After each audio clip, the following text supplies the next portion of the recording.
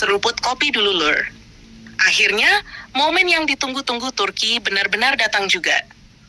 Setelah bertahun-tahun banyak yang meragukan apa program jet tempur siluman Kaan bisa berjalan sampai produksi massal, sekarang justru muncul kabar besar yang bikin dunia militer mulai melirik serius perkembangan industri pertahanan Turki.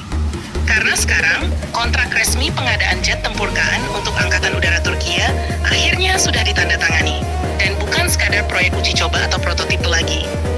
Ini sudah masuk tahap nyata menuju penguatan kekuatan udara Turki dalam jumlah operasional. Sebanyak 20 pesawat tempur Kaan Blok 10 direncanakan akan mulai diserahkan ke Komando Angkatan Udara Turkiye mulai tahun 2028 sampai akhir 2030. Dan yang bikin menarik, semua ini terjadi bersamaan dengan perkembangan mesin domestik Turki yang menunjukkan arah kemandirian teknologi mereka. Artinya, Turki perlahan tidak mau lagi terlalu tergantung kepada negara barat dalam urusan mesin, avionik, radar, sampai sistem persenjataan. Kaan sendiri bukan proyek kecil. Ini adalah proyek jet tempur generasi 5 yang menjadi simbol ambisi besar Turki untuk masuk jajaran negara pembuat pesawat tempur modern bersama Amerika, Rusia, dan Cina. Dari desainnya saja sudah terlihat kalau Kaan dibuat untuk menghadapi peperangan udara modern. Bentuk badan pesawat dibuat stealth atau siluman untuk mengurangi pantulan radar musuh. Intake udara dibuat menyatu dengan desain fuselage agar jejak radar semakin kecil. Lalu ruang senjata internal juga disiapkan, supaya rudal bisa dibawa tanpa merusak profil stealth pesawat. Jadi Kaan bukan sekadar jet tempur biasa. Ini memang dirancang untuk perang modern yang penuh radar AESA, rudal jarak jauh, peperangan elektronika, dan sistem sensor canggih. Yang menarik lagi, perkembangan Kaan sekarang tidak hanya soal badan pesawat, tapi juga soal ekosistem teknologi yang dibangun Turki. Karena selama ini, tantangan terbesar banyak negara dalam membuat jet tempur bukan cuma desain pesawatnya, tapi mesin jetnya.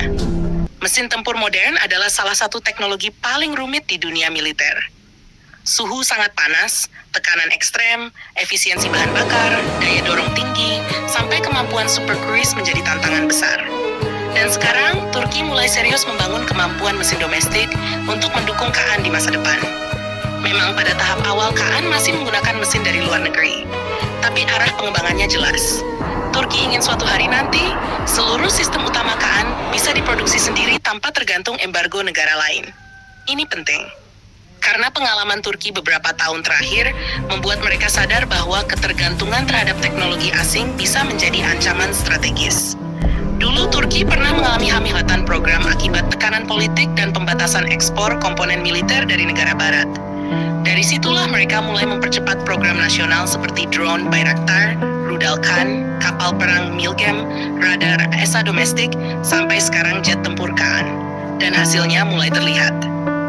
Drone Bayraktar sekarang sudah terkenal di banyak konflik dunia. Kapal perang buatan Turki mulai diekspor ke berbagai negara. Rudal-rudal mereka juga semakin berkembang, dan Kaan menjadi puncak ambisi industri pertahanan udara Turki. Untuk versi Blok 10 sendiri, kemungkinan besar akan menjadi varian awal operasional yang fokus pada kemampuan dasar tempur generasi 5. Mulai dari stealth, radar AESA, sensor fusion, data link modern, sampai kemampuan membawa rudal udara ke udara jarak jauh.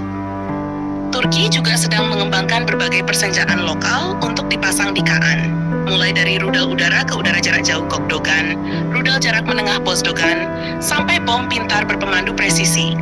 Jadi nantinya Kaan tidak hanya menjadi pesawat buatan Turki, tapi juga membawa senjata buatan Turki. Ini yang membuat banyak negara mulai memperhatikan perkembangan mereka. Karena jika satu negara berhasil membuat rantai industri pertahanan lengkap, mulai dari radar, drone, rudal, kapal perang, mesin, sampai jet tempur sendiri, maka pengaruh geopolitiknya akan meningkat drastis. Turki sekarang terlihat sedang menuju arah itu. Dan bagi Indonesia, perkembangan Kaan juga menarik untuk diperhatikan. Karena hubungan pertahanan Indonesia dan Turki dalam beberapa tahun terakhir semakin dekat. Mulai dari kerjasama drone Bayraktar, pembahasan teknologi pertahanan, sampai proyek-proyek industri strategis lainnya. Banyak pengamat mulai bertanya-tanya apakah suatu hari Indonesia juga akan ikut masuk lebih jauh dalam ekosistem pengembangan teknologi tempur Turki. Apalagi Indonesia sekarang juga sedang memperkuat kekuatan udara dengan berbagai program modernisasi. Dan KAAN bisa menjadi salah satu opsi menarik di masa depan jika programnya terus sukses. Karena yang dicari banyak negara sekarang bukan cuma pesawat canggih, tapi juga peluang transfer teknologi, kerjasama industri, dan kebebasan operasional tanpa tekanan politik luar negeri. Turki mencoba menawarkan itu. Mereka ingin menunjukkan bahwa negara di luar blok besar dunia juga bisa mandiri membuat teknologi militer modern. Tentu perjalanan KAAN masih panjang. Ujian sebenarnya nanti adalah produksi massal, kestabilan mesin, kesiapan logistik, kemampuan tempur nyata, dan biaya operasional. Karena sejarah dunia menunjukkan banyak proyek jet tempur hebat di atas kertas, akhirnya mengalami keterlambatan atau biaya membengkak. Tapi setidaknya sekarang, Turki sudah melewati satu langkah penting. Kontrak resmi sudah ditandatangani. Artinya KAAN bukan lagi sekadar mimpi atau prototipe pameran, tapi sudah mulai masuk jalur operasional untuk memperkuat Angkatan Udara Turkiye. Dan kalau pengiriman 20 unit pertama benar-benar berjalan mulai 2028 hingga 2030, maka itu akan menjadi tonggak sejarah baru bagi industri pertahanan Turki. Dunia akan melihat satu lagi negara yang berhasil masuk klub pembuat jet tempur modern. Dan persaingan kekuatan udara UPAL pun bakal semakin panas. Apalagi di era sekarang, perang udara tidak lagi hanya soal jumlah pesawat, tapi soal radar siapa yang lebih kuat, rudal siapa yang lebih jauh, sensor siapa yang lebih cepat membaca ancaman, dan siapa yang mampu membangun sistem tempur mandiri tanpa tergantung negara lain. KAAN sedang mencoba masuk ke arena itu. Dan sekarang langkah nyatanya sudah dimulai. Jangan lupa subscribe, like, dan komen di bawah sambil ngopi.